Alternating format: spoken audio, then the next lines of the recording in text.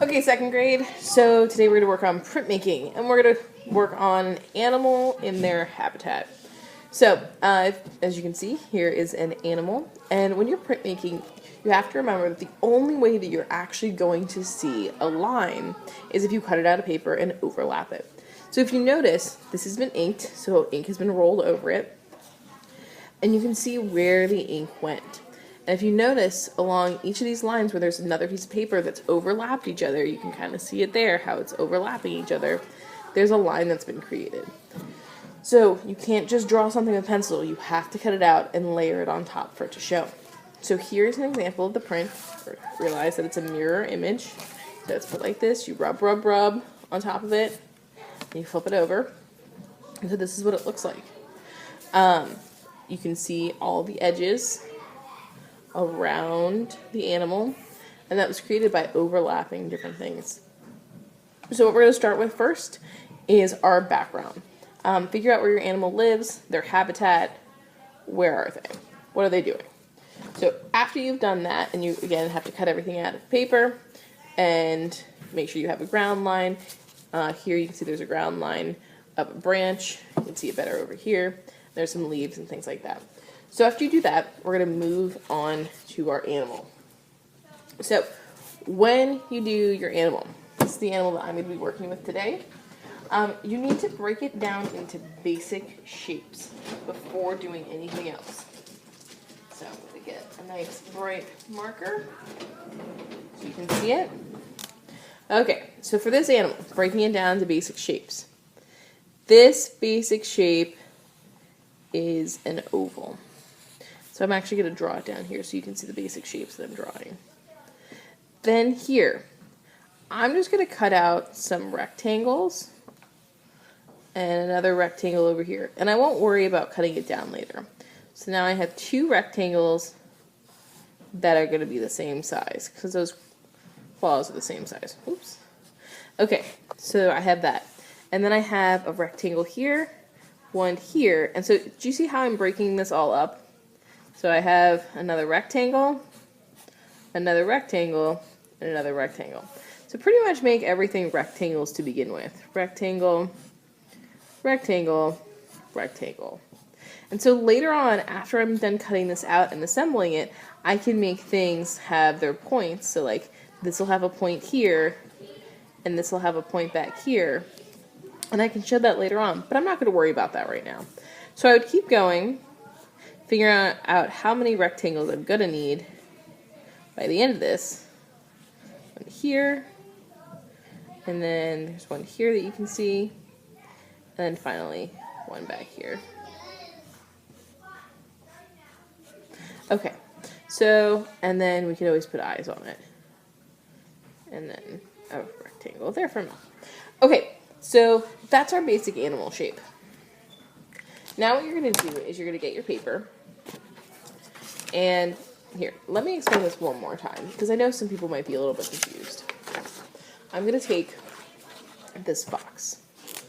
And so if I break it down into a rectangular head, rectangle for ears, ear rectangle, long skinny rectangle for the body, rectangle for the tail, one for this leg, one for that leg, and then a rectangle for this leg, and then one for that leg, and then there's more leg down there that you can't see. It's got paws. He's got paws here. My rectangles. Okay, now when we go to cut this out, and it's the same thing again, everything is broken down into rectangles. To make it less confusing on my crab, I should have broken this down into just a rectangle first, and then cut it down from there. So then what we're going to do is we're going to start to cut things out. So I'm going to take my paper. Remember, everything has to be cut out. And I'm going to start to make my animal's body. The body of your animal has to be at least the size of your hand. So I'm going to cut this out. And it fits pretty nicely in my hand, in the palm of my hand. So that can be the body. And then I'm going to cut these two, and then I think it's going to be it that I cut. And I'm going to cut two that are pretty similar size. And then I can just cut straight across, and boom, I have the two for the front two claws. So how I'm going to break this down is now I'm going to cut that oval shape for the body that I know I have. Oval shape. Turn, finish my oval down here. And I'm not going to worry about the eyes and things like that. Keep my scrap papers in a pile. Okay, so that's my body. And then I'll put it there. It's my body. And now I'm going to do the front two claws. So I know I have to have it pointed here, coming to the back, and then it kind of curves. And then I have some more details right there that can get cut out. Okay, but that's my basic front claw. There we go. And then my other basic front claw there. And then there. And if I want that little separation to show, I have to cut it out so that you can see it. Okay, there we go. And then the little elbow. So I used a basic shape to start out with, then I got a little bit more complicated before I was finished. So this is the start of my crab. When I go to assemble it on my background paper, I'm going to take this, and I'm going to make sure it has its habitat, and I'm going to add everything on top, making sure that I layer it. And remember, the colors don't matter, because at the end of it, it's all going to be covered with one color of ink. And the separation is made by overlapping papers, and that's it. So, if you have any questions, let me know, but I'm going to show you guys what this looks like when it's done, and then you can be off to work on your project. Alright everyone, so this is my finished crab. If you notice there's a little bit hanging off the edge, actually next week I will come back when it's totally dry, and I will cut that off. Notice he's got a habitat, you can tell he's kind of in the sand. I used hole punches and layered them on top of each other to make sure you could see that.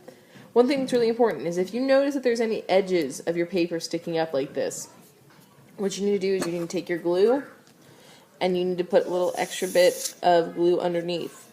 What will happen is when we are inking this up, the ink is really, really sticky and it'll pull it right off. So if it takes a little bit of time, hold it, count to maybe 10 to yourself, and then let it go. And it should be stuck down very nicely.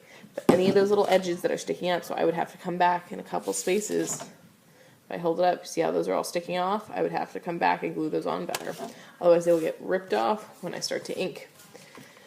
Alright guys, so that's it on your animal in their habitat print. It's pretty simple and straightforward.